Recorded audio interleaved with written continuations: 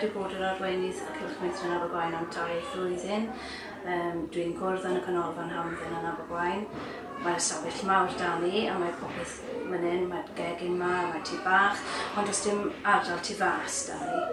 Mae rhaid i ni seto lan a clirio popeth lan ar ôl y sesiwn yn y bore. Mae'n pwysig i fi bod y plant yn cael cyfle i mynd mas yn gwneud pethau. Dwi'n mynd mas gyda'r sialp, gan maen nhw'n sialp ar y llwybr. Dwi'n mynd am dro draw i'r coed, a maen nhw'n ambell waith mynd gyda basged a trolleys, a maen nhw'n dod nôl gyda dail a pine cones a pren a pethau fel la. Dwi'n mynd lawr i'r traff, mae'r plant yn hoffi casglu cragen. Maen nhw'n dal crancod hefyd a pysgota. Ambell waith dwi'n dod nôl ar y bws. Bob wythnos dwi'n mynd lan i'r dre gyda'r plant, a maen nhw'n mynd siop a maen nhw'n dewis pa fath o ffrwythrau. Maen nhw'n eisiau cael am snac, a maen nhw'n talu amdano nhw hefyd.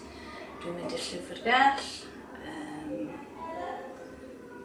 Mae'r heddlu yn dod mewn i weld ni, a mae'r ddynes lollipop yn dod mewn i siarad â'r plant am ddiogelwch ar y ffordd. Mae gardd cymunedol mas o flaen y canolfan, a mae plant wedi tyfu tatws a maen nhw'n tyfu blodau a pethau mas fyna. Dwi wedi bod lan i'r dre dy'r plant i'r orsaf dan, a maen nhw wedi cael snac yn y caffi unwaith hefyd. Maen nhw'n enjoio gwneud pethau fel yna. Pryd ni'n cael cwrdd diolchgalw, mae plant yn dod mewn gyda ffrwythau, lleisiau hefyd, a maen nhw'n rhoi nhw wedyn i'r caffi lan yn y dref.